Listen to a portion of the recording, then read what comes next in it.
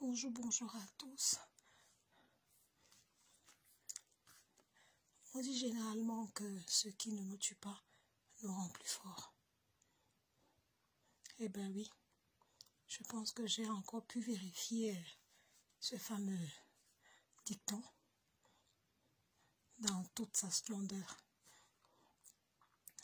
Dans la vie, on choisit des métiers que nous aimons, qui parfois nous exposent à des risques, qui exposent nos vies et celles de nos familles. Mais bon, c'est un choix. Nous assumons. Oui, moi je travaille en milieu hospitalier, comme beaucoup le savent, ou peut-être ne le savaient pas, qui par mon message peut-être vont le savoir. Je suis appelée à côtoyer au quotidien des patients, à prendre en charge des patients et à leur apporter ce qu'il faut pour qu'au sortir de nos établissements hospitaliers, qu'ils rentrent chez eux en santé. Et c'est comme ça que, dans ce cadre-là, ou peut-être ailleurs, je ne sais pas, j'ai dû peut-être croiser le chemin, ou alors de M. Coronavirus, qui est entré dans ma vie un de ces matins, je ne sais lequel. Bref, M. Coronavirus a frappé à ma porte et est entré dans ma vie de manière fracassante. Je vous dis simplement fracassante, je pense que le mot est encore vraiment petit au regard de ce par quoi je suis passée. Aujourd'hui, j'arrive à parler. C'est pas encore la grande forme, mais je pense que le plus dur est derrière moi.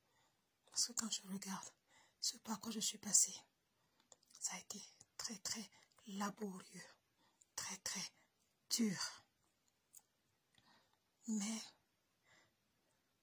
qu'est-ce qu'il faut faire? Il faut se battre, il faut avancer. Parce que quand vous regardez vos enfants, vous vous dites, ils vont faire comment? Donc j'ai dû me battre. J'ai dû me battre. Et avec le concours et la présence de pas mal de personnes qui me sont chères, commencer à énumérer. La liste sera longue. Mais je pense que je vous ai déjà dit merci à mon mari, à mes enfants, à mes frères et leurs épouses, à mon cœur des cœurs qui se reconnaîtra. Hélène, Rebecca, Madame Bess, Solange Bessigué. Voilà une autre, la Gazelle, qui est également en milieu hospitalier comme moi, du côté de Mulhouse, qui fait face à cette maladie, qui la pauvre après des journées harassantes, c'est de trouver une minute pour venir à mon chevet et prendre des nouvelles, savoir si je suis toujours là. Eh bien oui, je suis là. Je dis merci à mes oncles, à mes tatas, à mes soeurs, à gauche, à droite, tous ceux qui ont été là, sont montés au front avec moi. Tous les jours, j'entendais de loin, comment il disait, une lionne ne dort pas, une lionne n'est pas dans le lit. Et cette phrase-là, je l'ai fait travailler dans ma tête, en me disant, on t'a dit une lionne ne dort pas, alors bats-toi. Oui, mes frères et sœurs, amis et connaissances, le coronavirus est là. Ne négligez aucun détail. Moi qui vous parle, je l'ai eu. J'essaie de me remettre tout doucement de toute cette période difficile. Ne faites pas trop attention à tout ce que les gens peuvent raconter sur les réseaux sociaux. Qu'on dise que les noirs ne peuvent pas les blacks ne peuvent pas l'attraper, C'est des histoires. Je suis une blague, je l'ai eue. J'ai eu la chance de pouvoir aujourd'hui vous parler. Beaucoup n'ont pas eu cette chance. Oui. Beaucoup n'ont peut-être pas remarqué que mon bonjour quotidien n'était pas là. Beaucoup n'ont peut-être pas fait attention.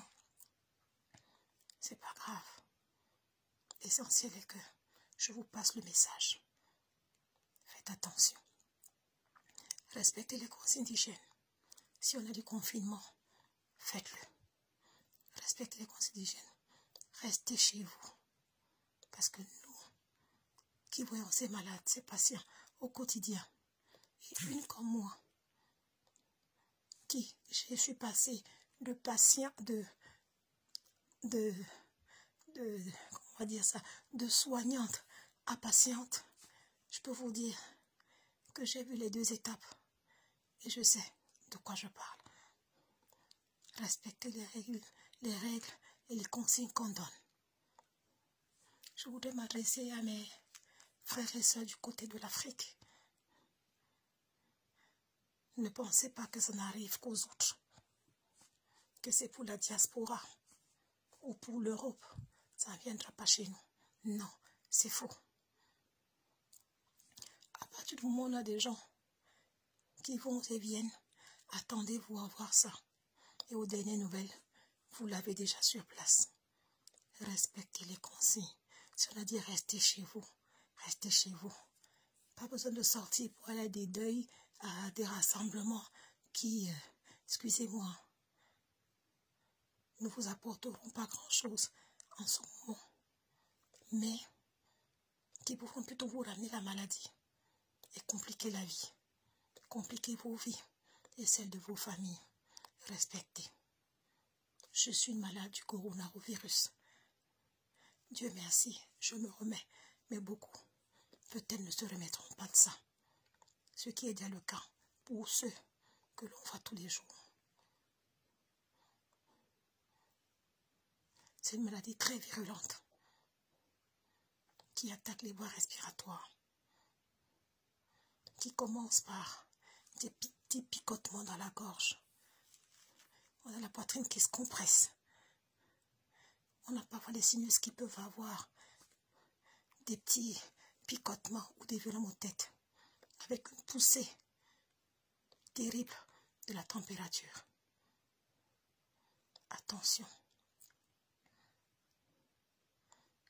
Le confinement, le Doliprane, sont ces médicaments basiques que nous avons. Mais elle peut avoir des effets beaucoup plus violents si elle trouve que vous êtes déjà porteur ou porteuse d'autres pathologies. Donc faites attention. Écoutez les consignes. Faites attention aux gens autour de vous. Prenez soin de vous. Ne faites pas n'importe quoi. C'est très compliqué. Cette maladie n'est pas facile, elle n'est pas évidente. Mais je pense que si chacun met du sien, on va y arriver. On va freiner son évolution. Mais il faut déjà accepter qu'elle est là. Ne restez pas dans le déni. Ne restez pas dans... comment je vais dire ça? C'est pour les autres, c'est pas pour nous. Ce discours ne nous fait pas avancer. Ne restez pas dans le déni. J'en suis la plus vivante. D'autres aussi derrière vous diront. Peut-être que les autres, vous ne les connaissez pas. Mais moi, je me permets de parler.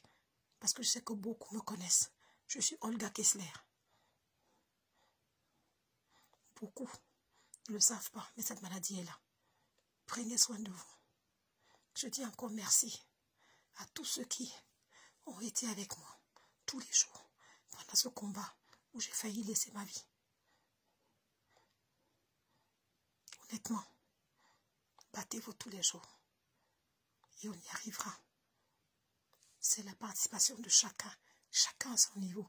Il n'y a pas de moindre effort qui nous fera avancer. Merci pour tout et merci de faire passer ce message à chacun pour que ça nous aide tous à comprendre.